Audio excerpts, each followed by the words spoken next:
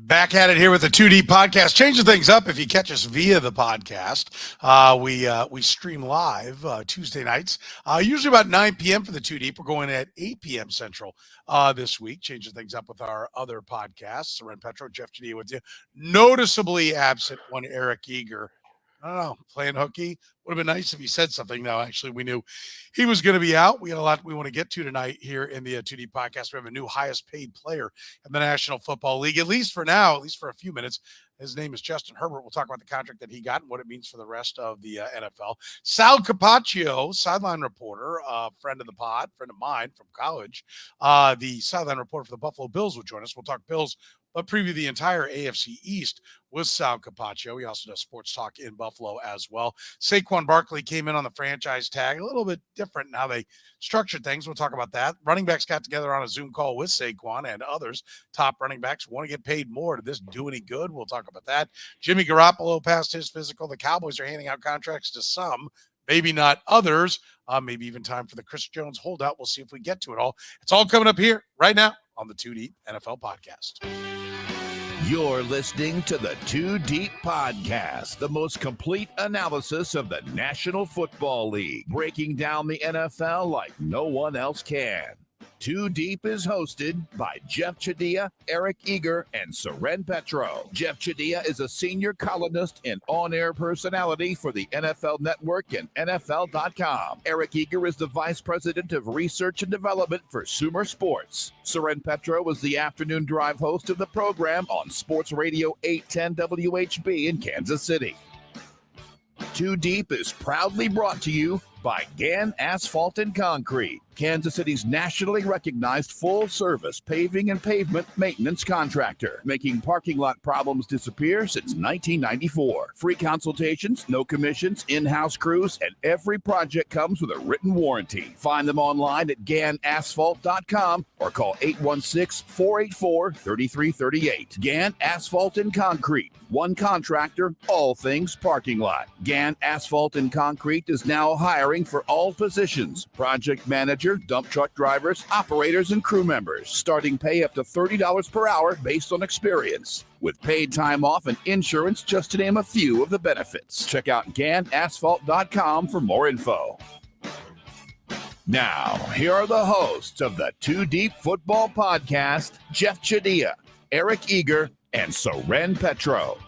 Like I said, most of us are here. Some of us are at our post at the appointed hour. Eric Eager actually on assignment for Sumer Sports. So you got Jeff Chadiha from the NFL Network.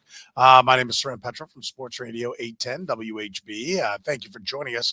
And Jeff, let's get right to it. Let's start with the newest news of the day coming down late this afternoon. Like I said, as we record here on a Tuesday night, Justin Herbert, 5 years, $262.5 million, $52.5 million per year, $134 million fully guaranteed, about $194 fully guaranteed to injury. There's some structuring to where that could get clear to $219 million.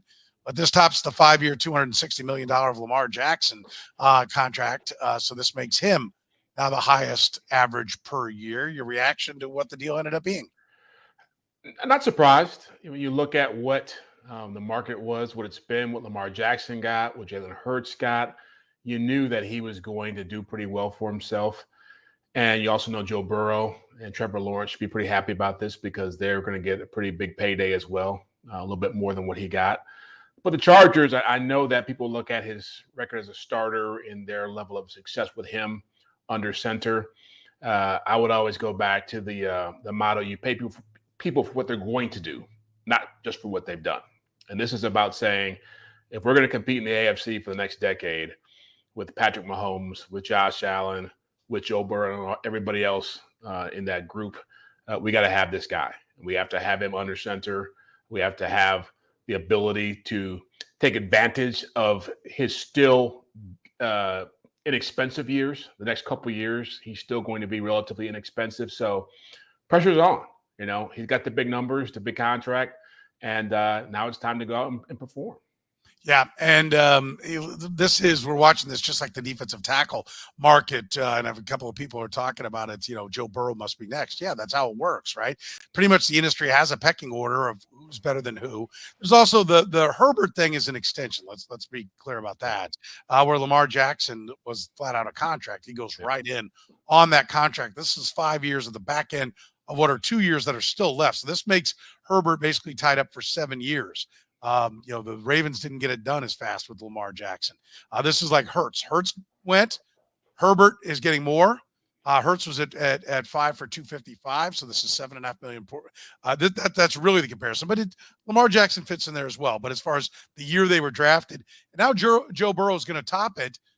Does he top it by $2.5 million? Do we get 265? Or do you think that one goes for even more? Well, it's a little more interesting with him because he's dealing with a franchise that is notoriously cheap, and so the Bengals paying anybody that kind of money is probably gonna be pretty painful for their management. That's not how they do business. But again, Joe Burrow is the closest thing to Patrick Mahomes in this league right now, and to be able to secure him, and I even imagine that Burrow might be doing things along the same lines as Mahomes and all these quarterbacks, Hurts, Lamar Jackson. I'm not exactly sure how Herbert's deal impacts their salary cap down the road, but they're all being a lot more flexible with the way these things are structured in order to have good teams around them. I would expect Joe Burrow to be in the same camp as that. I mean, he knows Jamar Chase has to be there. He knows T. Higgins has to be there. He knows he needs a good defense. And he wants to be able to win. He wants to be able to win as much as Patrick Mahomes wants to win in Kansas City and Josh Allen wants to win in Buffalo. So I think the numbers will be similar. I don't think it's going to be that much higher to prove a point. I think he deserves the money and he'll get he'll get that. I think if we're at 52.5 APY average per year for Justin Herbert, I think Joe Burrow deserves 60. I mean, I think this is where the one-loss record for the Cincinnati Bengals under Joe Burrow and the making a Super Bowl and winning in the postseason. I think that stuff matters. I mean, he's proven more so to be the real deal. So if I were his camp, I'd be saying, listen, we want 60 per. I want 5 for $300 million. Do I think he'll get there? No. I don't think he'll get quite there, but I don't think he's going to 265, right? Like, no, we're talking 275, probably 55 million per. You think is 275, 280. I think that'd be fair. I don't know if it needs to be a statement, and I don't know if any of these guys. Lamar Jackson was making a statement. he felt like I want to be paid at a certain level, and that was driven by Deshaun Watson. I think if anything, it's just showing us how much that number Deshaun Watson got is always going to be an outlier. I mean, now it's pretty clear that nobody's going to be getting a guaranteed contract anytime soon in the NFL again because of what happened with the Browns having those special circumstances. But I certainly feel as if Joe Burrow, again, I just don't think he's the kind of guy who's caught up in that kind of stuff. And I think we'll talk about Saquon Barkley here shortly, but I think he's a lot like that mentality of, I know I'm good. I know I'm going to have great opportunities to win championships. I know that's how I'm going to be judged. And again, it's kind of funny because when Mahomes signed his deal, it was such that number, $500 million, was such a big number back then. And now we can look at all these guys and say, yeah, they're all going to be at that number sooner or later. Yeah, I think so as well. As far as the average per year, 52.5 for Justin Herbert, 52 for Lamar Jackson, Jalen Hurts, 51, Aaron Rodgers, a little over 50, Russell Wilson, 48.5, Kyler Murray, 46.1, Deshaun Watson, 46, and Patrick Mahomes, 45, Josh Allen, 43. How long until we see Patrick Mahomes' hand go in the air? I mean, Burrow's clearly going to go next, but how long before it's time for Patrick Mahomes to get paid? I mean, I think the plan was really a couple years from now, not later this year. I mean, is that timetable been moved up because of the quantity of quarterbacks that have gone before him? I would suspect that Trevor Lawrence, once his deal's done, then we'll know what Mahomes will be looking for, because he's really the last guy at that level who's going to get paid, and that's going to happen after this year, right? He's going to be eligible after this time next year would be Trevor Lawrence's schedule. Yeah. So I would expect that starts the clock ticking on the Mahomes deal. And I know, look, salary cap is going to be going up. You know, he's going to say all the right things, but there's no way the Chiefs or his representatives are going to sit back and say, look, you deserve to be like the ninth or 10th highest paid quarterback in the NFL. And as much as people always want to refer back to Tom Brady in that vein, there were times when Tom Brady got really frustrated with taking less money and not having the talent showing up with it. So it wasn't always like kumbaya with the sacrifices he was making. And I think it matters as to you can see signing bonus, and sometimes it says signing bonus, but you're not paid at signing. It gets paid out. Yep. It's just being labeled as that. That makes it guaranteed. It's labeled that. These things get a little more complicated. But the Tom Brady was the highest paid player that made the most money. Now he played almost the most years. That's part of it as well. But part of the beauty of Tom Brady, and this is what happens with Travis Kelce's contract with the Chiefs, they're constantly moving money forward, giving it to him early, guaranteeing, taking money that wasn't guaranteed, making it guaranteed. And I think that, there's been a little bit of that with Patrick Mahomes as well. So there are ways to not have to blow it up and have it be all about the average per year to get more money, make it more lucrative. If you get your $35 million 10 months ahead of schedule, that's worth, 5% of that, which 5% of $35 million, people, by the way, is a lot of money. So, all the little elements of it matter. I do think Mahomes is next. I think your point about Mahomes being next after Trevor Lawrence, you want to make sure you get in all the young guys. Yep. Trevor Lawrence blows up, but because there really isn't anyone in the last couple of quarterback classes that you're looking over your shoulder. No. And I think, the Chiefs, and listen, Josh Allen, we're going to talk about the Buffalo Bills here in one second. At some point, he's going to be like, whoa. Like this. Let's start talking about the Josh Allen contract here a little bit. As soon as you got it paid, you think it's all good for years to come, and then it's time to open those things up as well. So, the quarterback's getting paid is nothing new, and Justin Herbert gets the kind of deal we thought he would get. We want to talk about the AFC East. We welcome to our podcast a man who roams the sidelines as well as talks about the Buffalo Bills. He handles their sidelines. Good friend of mine, one of my college buddies, Sal Capaccio. Handles sideline duties for the Buffalo Bills. He joins us here on the 2D podcast. Sal, how are you, buddy? Pretty good. I noticed that we're doing this and we don't have to worry about, not seeing Boeheim's Army play tonight, I guess. Did they lose? No, I think it's because they played last night. I actually don't even know the schedule, but they're actually doing really well. They played last night. They won. So I'm assuming they have tonight off. But either way, I got to tell you, Jeffrey, good to talk to you. Good to see you. Yeah. So Ren says we're college buddies. I got to tell you how old we are. I remember playing fantasy baseball in a league he set up, and literally, I drafted Raul Mondesi because he was a rookie and couldn't even say his name right. I think it was Mondesi is what I said. That's how old we are. Yeah, but the right Mondesi, though, right? Yeah, that's right. The better Mondesi, not Adalberto Mondesi, who has plagued this town, maybe because of the town. Jeff and I both live in Kansas City, so plagued this town for about 6 years before now sitting on the IL for the Red Sox all year. So interesting timing there. Sal, hey, listen, where is the mindset of the Buffalo Bills after this? We talk about Eric Eager, who's not here tonight, but he has this thing where he's like so-and-so Super Bowl. Right? In 18, it was the Chiefs Super Bowl, the Patriots stole it. 19, it was the Ravens Super Bowl, the Chiefs stole it. 20 was the Chiefs Super Bowl, the Bucks stole it. Last year, all year, I think, and particularly if you don't have a near tragedy on the field and what ended up being a heroic situation, I think the Bills were barreling towards the 1 seed. I think it was the Bills Super Bowl last year. It was their year. Is that the feeling in Buffalo as well, that the Chiefs stole the Bills Super Bowl, and for a number of different reasons? And does that put the tank on empty maybe coming into this year? No, I think it's actually, if you go back 2 years, I think 13 seconds, people feel like the Chiefs stole the Bills Super Bowl, and that was their window. That was their year. That was the time they should have. The Bills had that game in hand. They should have won. Obviously, the breakdown, great job by Kansas City, not diminishing that. But, I think that's where people felt that was the Bills' time. And that was the last game that Brian Daboll coached for this team. Then he went on. There were some changes in the organization. And then last year, they were just as good. They were really good all year.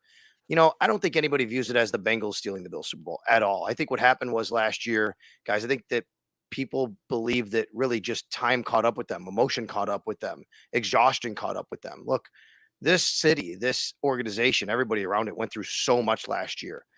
You start back in May last year, we had the mass shooting, the racist mass shooting in our supermarket not far, and that the team was a big part of the healing process. You guys know, like Kansas City, Buffalo's a small community.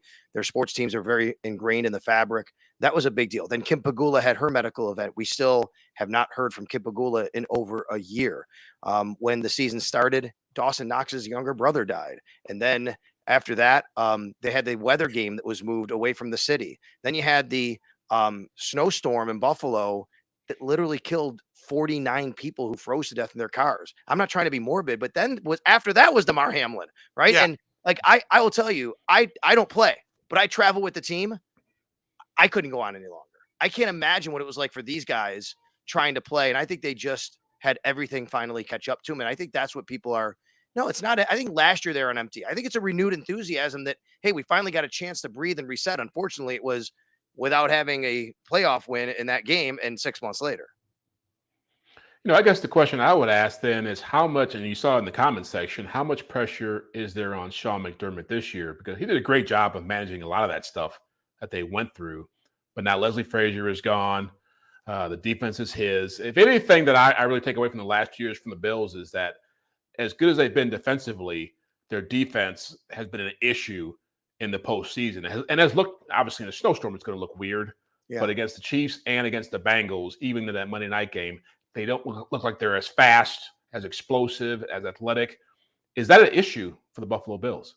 I think if you look at some of the history of playoff games, though, they did a great job against Lamar Jackson and the Ravens a couple of years ago in the playoffs. Look at the perfect game they played against the New England Patriots in sub-zero temperature before taking on the Chiefs. I think what it is, Jeffrey, it's not the playoffs overall. You make a good point, but it's mostly in those certain games against certain teams, right? Those high-powered offenses that, the Bills, they're such a good, sound, fundamental defense that I think when they get in those tight situations, those pressure situations where teams just have to make a play, sometimes that can hurt you. Maybe they're not aggressive enough. Maybe they're not, paying attention to a certain aspect of the game that team needs to do one thing really well instead of the Bills looking at that instead of saying, let's just play back and make sure they don't beat us. I think that's what happened in the Kansas City game. And now after what happened last year, after what happened a couple of years ago, there is a change. Leslie Frazier's out of the organization. I mean, he's still employed by the organization, but he's not going to come back. He's not the defensive coordinator. They don't have one. Sean McDermott is taking over the defense here, and he's putting the pressure on himself. He's saying, this is my defense. I'm going to call it. And we're kind of excited here to see what happens. Are they going to be a little bit more aggressive? Are they going to be less nickel and play more 3 linebacker or 3 or safety and things like that? We're going to see how that goes. Now, as far as external pressure, the fans, of course, we are always taking calls on our radio station about it because I'll go back to it. We're still living with 13 seconds. Until they get over 13 seconds from 2 years ago in Kansas City, it's going to live with Sean McDermott and be attached to him. However, he just signed a contract extension. Him and Brandon Beane are tied to this organization beyond 2025 through 2026. So there's no pressure on him to necessarily win or else or something like that. Yeah, and by the way, the comment Jeff was talking about, Quinn said McDermott should get fired if they don't make the AFC Championship game. I think that's extreme because the AFC is really tough, right? Like every year it's going to be tough to deal with the Bills and Bengals and Chiefs. Like they're always going to have to fight with each other. And I'm not so sure that the Dolphins are in the division that the Bills are in, which we're going to talk about here in a second, Sal, and get your thoughts on that. But the division is going to be really difficult. They added Aaron Rodgers. The Dolphins made more additions to their team. The Patriots are trying. I can't get too excited about them, but the point about like if you don't win a Super Bowl in your first 5 years, quarterback coach combo. Bill Cowher, what Andy Reid set a new standard with what did he wait 20 years or something? It was 14, and so but it was within the first 5 years of him with Patrick Mahomes, and Bill Cowher was the other one that I think it was 18 years or something like that, but it was in the first 5 years of Ben Roethlisberger. That's more anomaly than it is. I mean, it does. I think it's more about the fact that it's now expensive, Josh Allen, right? That's the first 5 year thing. Right. It's not that there's a magic click and you can't do it. It's that the quarterback's cheaper. Now he's expensive, right? Like that makes it more difficult. 100%. Do you think that, and the Von Miller, that's where the Von Miller contract looked like, wow, they're putting it all on just a couple of guys as opposed to playing the long game the way the Chiefs walked on Tyreek Hill and said, we're just going to make sure we're responsible everywhere else. See what happens with Chris Jones. They seem to be, let's put it all in to this past year. Are they changing that philosophy in team building?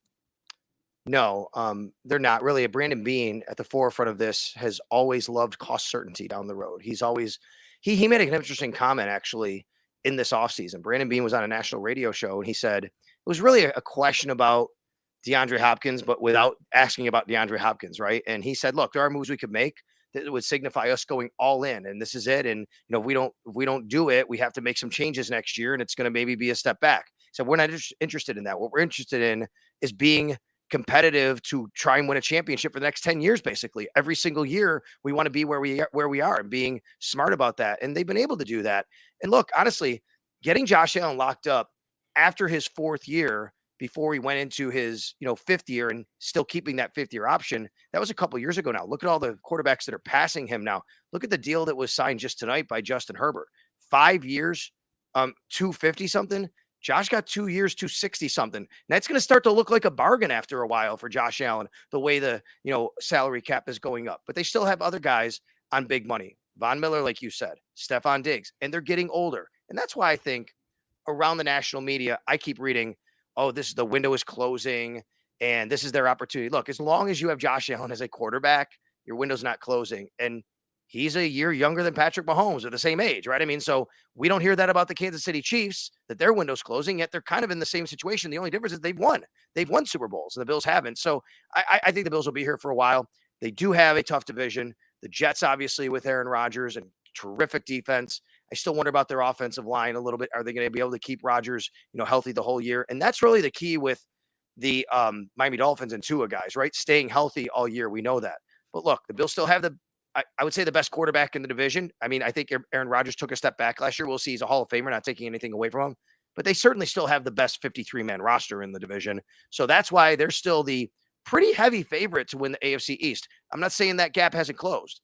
It has, but I'll give you a great stat for you and your listeners. The Buffalo Bills won the AFC East last year by more games than any team won their division last year.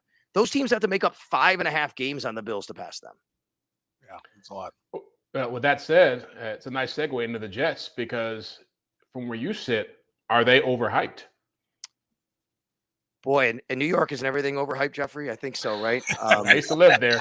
Yeah. You got it, buddy. Exactly. TBT, Syracuse. Yeah, we're talking about.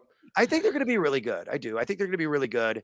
And I think there's a reason to hype them up. I mean, why not? This is a team. Look, we lived this existence. In Buffalo, we had the longest playoff drought in North American sports. 17 years the Bills didn't make it until they finally did in 2017 when Sean McDermott and Brandon Beane arrived.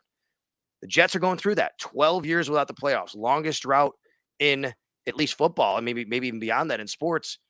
So I think because of that, it's heightened. But now you get the shiny, Aaron Rodgers coming in with the MVP awards and what he's done in his illustrious career. You have the rookie of the years and, Sauce Gardner and Garrett Wilson and Breece Hall coming back when he does. So maybe they're a little bit overhyped, simply that people are putting them really at the top, near the top for Super Bowl odds. I've seen them like 6th maybe for Super Bowl odds.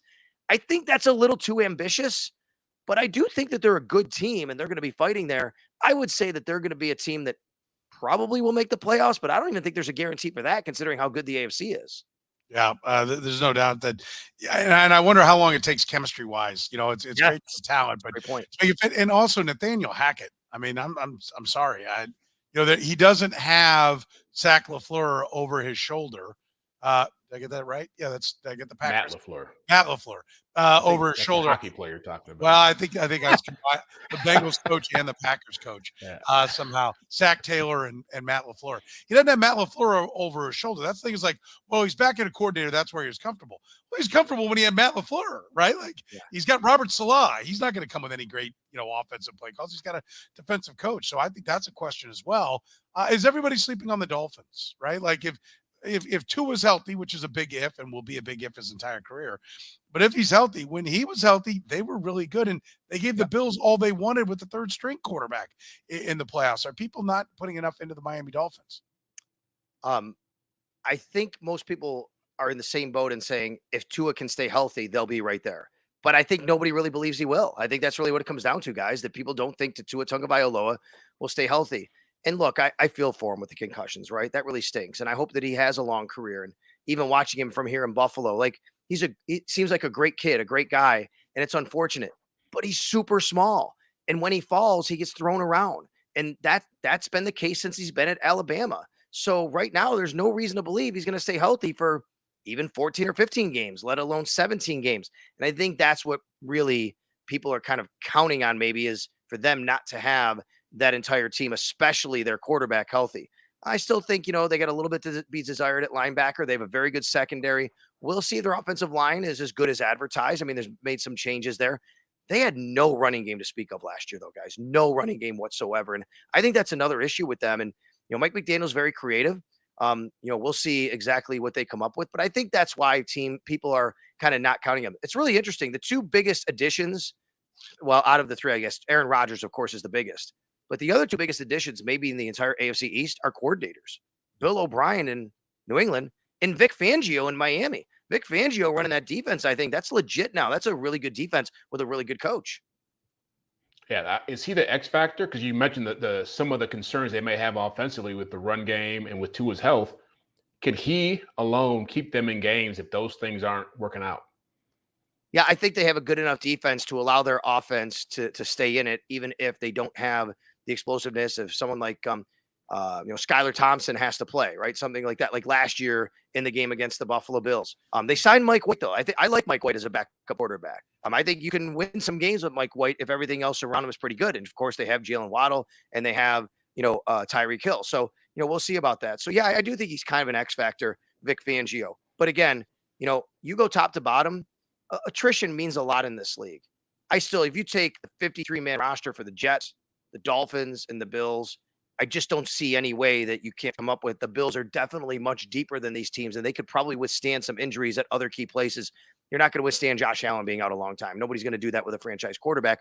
But the Bills could probably withstand some of these, bumps and bruises along the way more than these other teams, and that might be the difference in the end.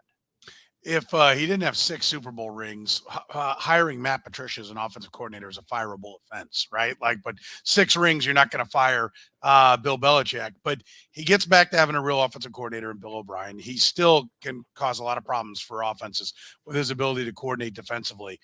Is this a 10-7-ish team in your mind? 9-8, 8-9? I think the win total is at like 6.5. And they're not getting any love out of Vegas. What do you think of the Patriots?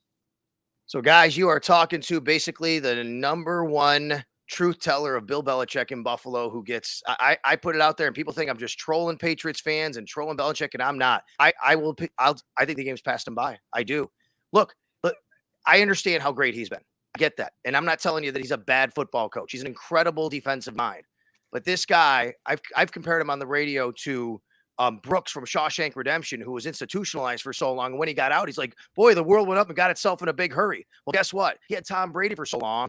And that's how he coached, because he had Brady to cover up all the warts on that team. Suddenly Brady's gone and the league went out and got itself in a big hurry. Take a look at Bill Belichick's record against mobile quarterbacks. He has no idea how to defend them. Justin Fields killed him last year. Josh Allen has ate his lunch since he's played him the last few years. Lamar Jackson.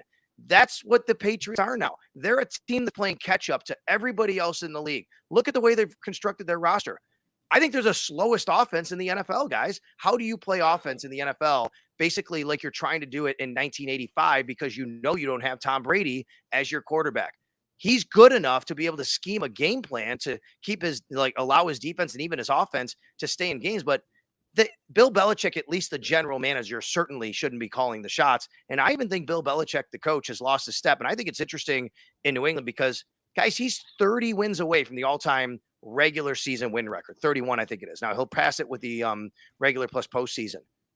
I don't think he gets it for at least 2 more years. He's not winning 30 games in the next 2 years. He's going to be, at that time, like 75, 76 years old. What does Robert Kraft do? Who's basically going, hey, it's time to start winning here. I think it's a really interesting situation going on in New England. Yeah. So how much longer do you give him then as the head coach? If you had to I think he'll be there, Jeffrey, until he breaks the record. I just don't see how they can't allow that to happen. And he's going to make sure that can you imagine a scenario that he wins? And Soren, to answer your question, I don't think that even 10 wins. I think they could come close. This is probably an 8 or 9 win team. Look, they're the 4th best team in this division. And I said, even if they had signed DeAndre Hopkins, they'd be the 4th best team in this division. He wouldn't have moved the needle all that much for them. What is that worth in this division? 8, 9 wins, I think, is what you're probably tapping out on. So, but can you imagine a scenario, guys, where Bill Belichick is 6, 7 wins away from the all-time regular season wins record, and Robert Kraft says, I have to move on? I just think it's a really, really tough call and tough situation, and that can't happen. Yeah, I think it's a great point. And probably, would you say 31 wins is the number? I think that's what it is. Guys, he is closer to the all-time loss record than he is the all-time wins. And that happens because you're great, right? You can only have Cy Young. The only way you get that many losses is you coach that long. But as I said, I just told you who I'm known as in Buffalo. So I asked the question the other day on my station, when he breaks the all-time losses record, can we refer to him as Bill Belichick, the all-time losingest coach in NFL history? You're just going to troll away. I love it. I love it. That's great. Real quick before I let you go, one more on the Bills, and that is Stephon Diggs. Drama at the end of the playoff game, throwing a little tantrum in front of his quarterback. I don't like that look. In fact, I thought somebody should have grabbed him and sat him down, but you don't want to fight on the sidelines. I understand that. Drama to start the OTAs and mini camps. Listen, the diva wide receivers don't usually get better. Is that situation okay this year?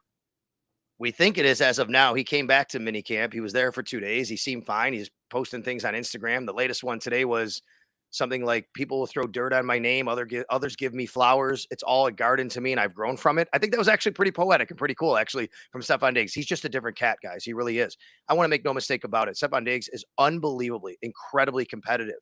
But I think that it just manifests itself in the wrong way sometimes. And that's where he has to learn about those kinds of things and what the look was against the Cincinnati Bengals in that playoff game. And, what happened, at mini camp. Now, the only thing I'll tell you though, is we still have not heard from Stephon Diggs. He's going to be at camp tomorrow. I'll be out there first day of camp, St. John Fisher. He's going to talk at some point. He's got to talk to put this to rest.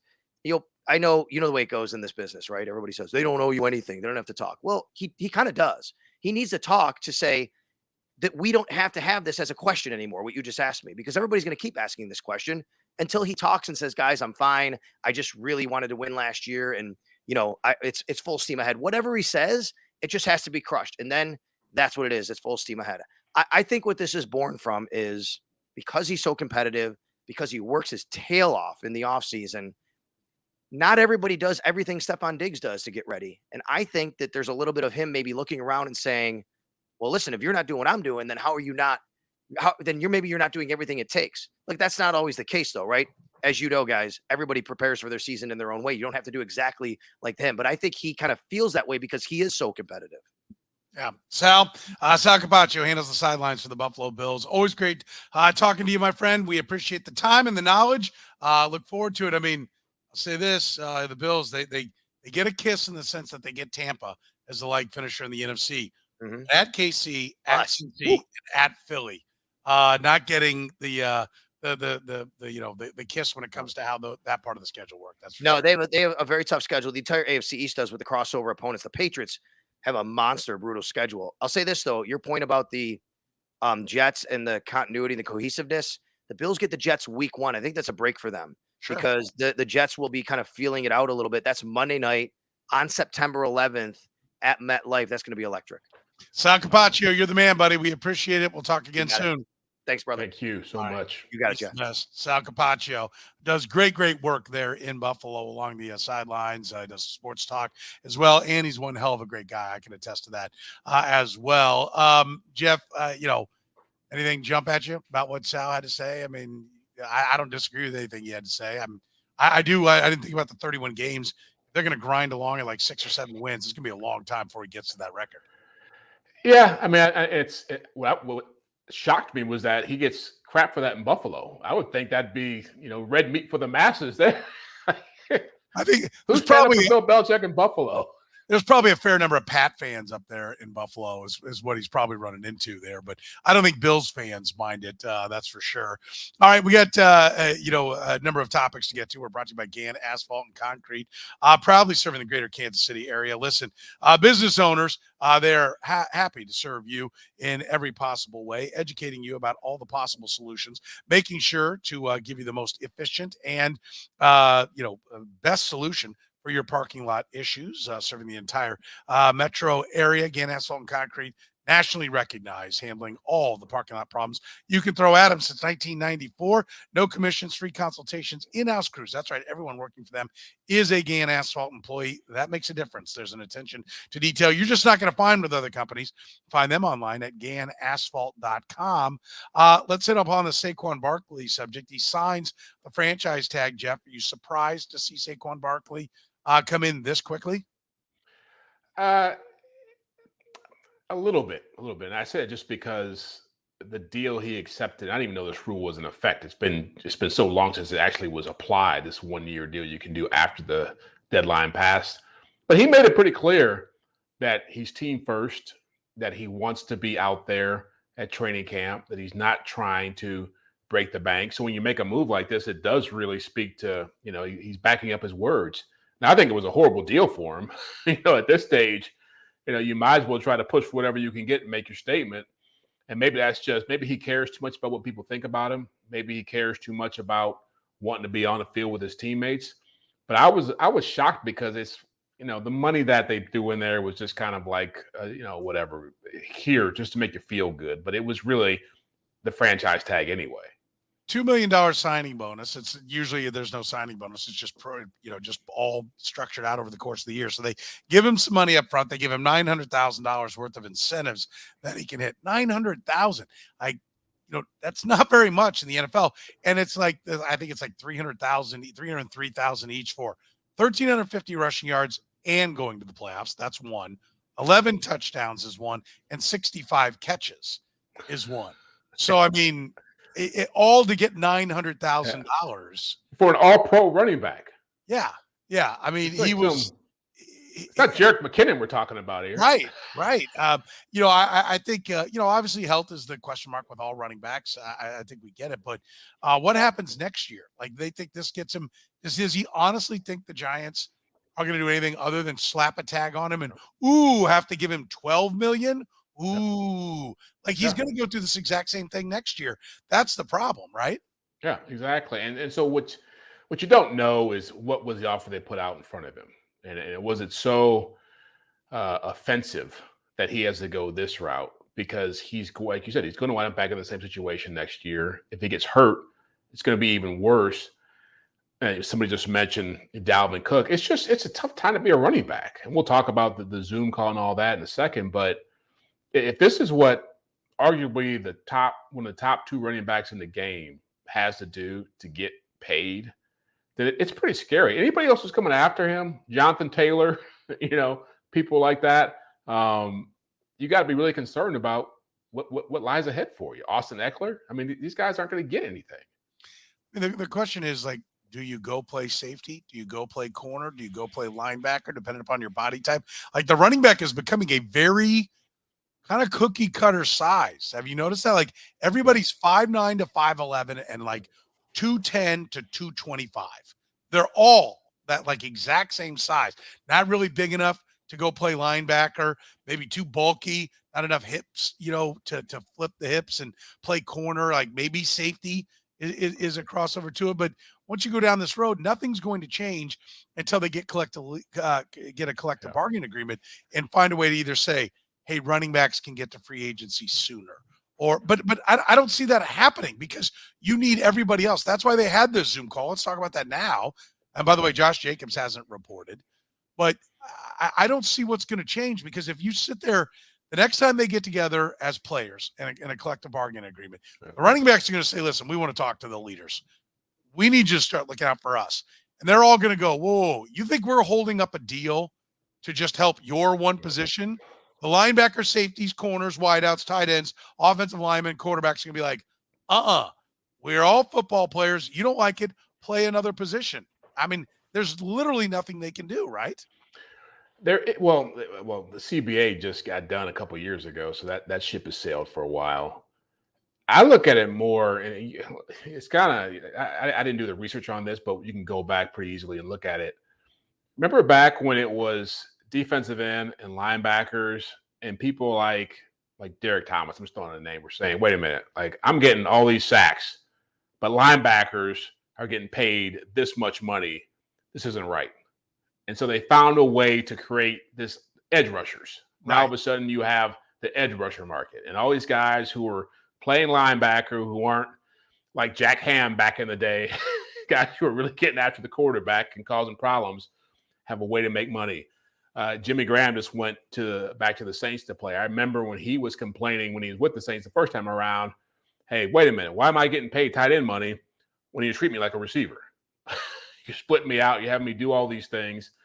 And that may have helped the tight end market a little bit more. But something like that has to happen with the running back market, where you have a way to fully evaluate somebody's value, not just as a runner, but as a pass catcher, as a pass blocker. And it's going to be difficult to do, but you've seen it happen with other positions. You've seen it where the league was able to say, this is, instead of saying someone's a defensive end and someone's an outside linebacker, let's make this position. And now it's pretty much the way we look at guys like Von Miller or Micah Parsons. I think that's a fantastic point. I hadn't thought about that, about how you had to know I'm a defensive lineman because defensive linemen get paid more. I'm not a linebacker. I put my hand on the ground, and so they did come up with that edge. And is there a way to quantify it and, be a swing player, right? The guy who catches the ball. We know the running backs that are more valuable. Christian McCaffrey's the guy you want because the passing game's more efficient. So if you can really catch the ball, that's the more efficient back. That's why I think McCaffrey, Eckler, and Saquon Barkley are probably the three running backs that everybody would love to have. Chubb and Derrick Henry are great. They're probably the best runners. But at 5.2 yards per carry versus 8 yards per catch, it's pretty simple to see the difference that's there. Pass blocking, I think, an important part of the equation as well. The guys that can really, pick up the blitz, I think are going to be important. But if you go down that road, let's talk about the fact that right now, the top of the wide receiver food chain at APY is Tyreek Hill at $30 million, $28 million for Devontae Adams, Cooper Kupp at $26.7 million. Meanwhile, the tight end market has Darren Waller at $17 million, George Kittle at $15 million, Travis Kelce at $14.3 million.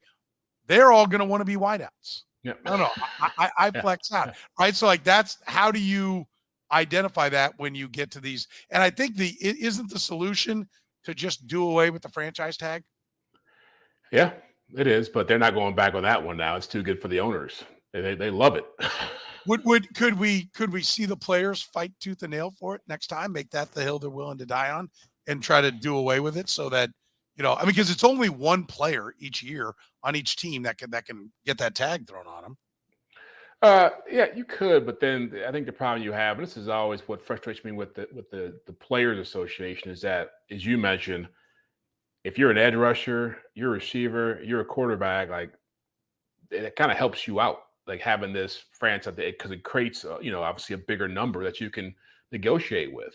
But if you really want to help your entire brotherhood out, you find a way that those guys take a sacrifice and open it up for these dudes. Like, I think one way to post a running back situation, if you're going to have a franchise tag, is just to say, let's call it an all-around position, all-around back. And maybe you have to hit certain numbers to fall into that category to get paid a certain amount of money. So if like these guys like Josh Jacobs, who are having 2,000-yard scrimmage years, and people like Marshall Faulk back in the day, if you're able to say you hit this threshold, total yards or receptions or receiving yards or rushing yards combined, whatever it is, that you should fall into a different category. That's one way to create a different market for it. Yeah, but to do it, somebody has to be willing to pay someone, right? Because it's the average salary. So if you let Saquon Barkley out there into free agency, I think the running backs have it in their head that, we would get $25 million per.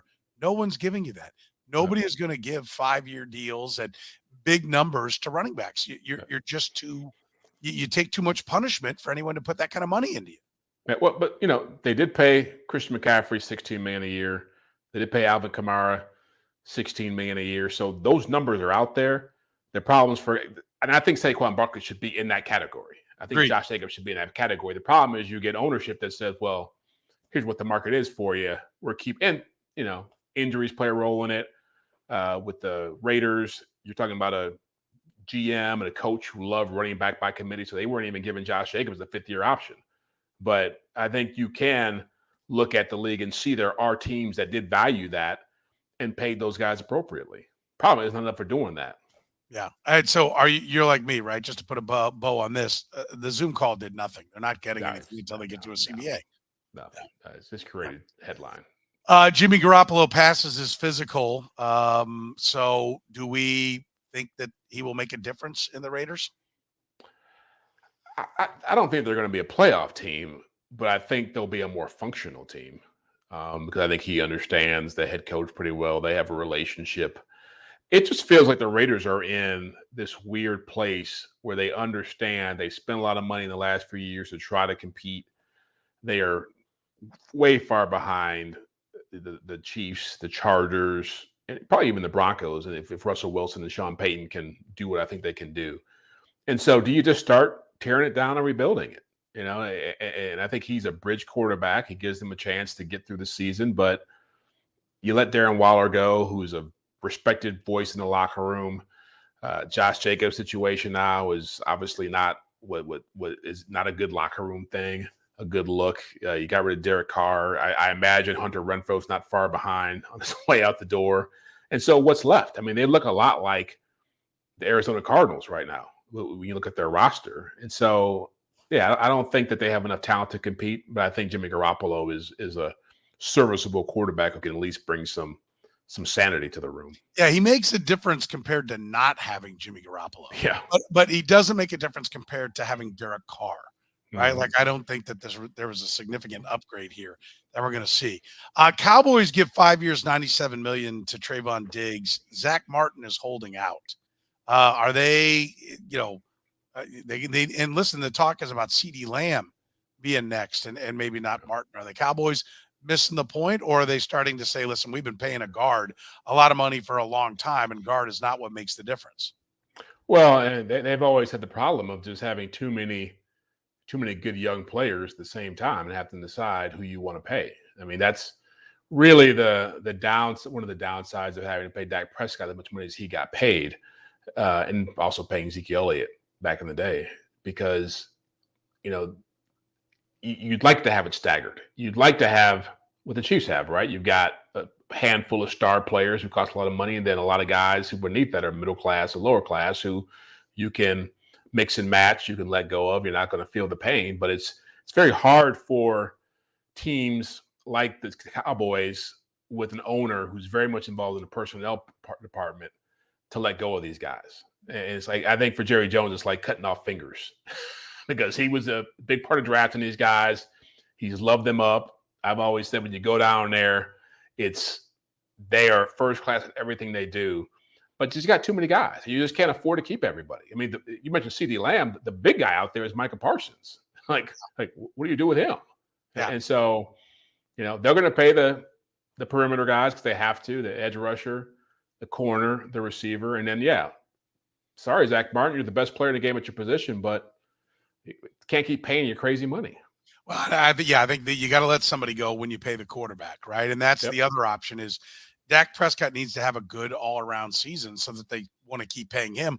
Otherwise, they start looking at the Jimmy Garoppolos and say, well, let's pay all these other guys, and then we'll go at, 40% of the going rate for the top quarterbacks, and we'll get a game manager, and we'll let CeeDee Lamb win it. We'll let all our other players. We'll make sure that we're rock solid there. That's going to be the question. You can't keep the quarterback and your best guy at every other spot. At some point, you got to move somewhere else, to go. And I think I did. Yeah. Thanks, Alex. I said guard, interior. I kind of lumped center and guard together on the interior. With where things are. All right. And we're going to talk more about this on our Red, Gold, and Bold podcast, our Chiefs podcast, if people haven't checked that out before. But Chris Jones, from an NFL standpoint, do they look at this around the league, Jeff, and say, all right, here we go. Like they got an issue. They got a problem. Is this a bigger deal for teams? Is this a bigger deal than maybe people in Kansas City realize? Because this makes them maybe a little bit more one-dimensional. If they don't have their best defensive player, if he's willing to hold out, which I think right now I don't think anybody's predicting that, but how much does this maybe open the door to at least give teams a better shot at knocking off the Chiefs? Oh, Chris Jones isn't playing on this defensive line. It's a whole different defense. And as much as this team has been about Patrick Mahomes and Andy Reid and Travis Kelce, they don't have two championships if Chris Jones isn't playing at a high level in that first Super Bowl or in that AFC Championship game. I mean, he was the most dominant player on the field last year against the Bengals. Obviously a beaten up offensive line, but he dominated. He did what he was supposed to do. He dominated and got that monkey off his back about postseason sacks. And so that to me is, if you're an NFL rival of the Chiefs, you do not want to see him playing for the Chiefs if it's possible. Now, I think he's going to end up playing this year. I think he's got too much money on the table. That $20 million he's going to get in salary is a big number. But, I'm starting to be a lot more skeptical of them getting a deal done, just because at this stage now, if he's not showing up, like, he's clearly dug in. And they've clearly made a point over the last couple of years about how they're going to deal with players who are around the age of 30 and who are looking to still get a big payday. Like, they just have not been willing to go there with anybody. I mean, Travis Kelce is over 30, but he's taking less money. He's not paid market value at top of the market for what he's done. And you look at Tyrann Mathieu, you look at Orlando Brown, you look at Tyreek Hill, they're all playing elsewhere. And so I think it's a very if this had gotten done earlier, it would have been great for everybody. But now that it's where it's at, I just think he clearly is unhappy, and they're clearly not talking about numbers that he's interested in. Yeah, by the way, thanks, Alex. I thought I had that right. I looked at it, Alex, I was like, wait a minute, did I have Zach Martin? Zach Martin's a guard. I was right. Yeah. Not when I started. I had him moved to center because Alex, I'm like, God, did I have that wrong? Did they move him or something? No, they didn't. He's a guard. But anyway, I get Alex's point. He was talking about Creed Humphrey, another one of the really good young centers in football, is going to be getting a contract at some point. I listen, the one thing I'll say this, if Chris Jones is holding out, the Chiefs do have some injuries all of a sudden. And they'd been fairly injury-free, and that, as our most Super Bowl champions. So if you're missing a guy in a holdout, missing a couple of guys with injuries, things can start to pile up for sure. All right, that's going to do it for us. As I mentioned, we've got a Red, Gold, and Bold podcast. We stream that live if you're a Chiefs fan. We'll be doing that tonight a little bit later on. If you're an NFL fan, catching us via the podcast, we stream live Tuesday nights, 8 or 9 p.m. Central. You just got to look for it on Twitter. Follow Jeff, follow me on Twitter, and you can see when the podcast is going to be. So for Eric Eager from Sumer Sports, who is on assignment, Jeff Chadiha from the NFL Network, my name is Soren Petro from Sports Radio 810 WHB saying thank you very much for joining us here on the 2 Deep NFL Podcast.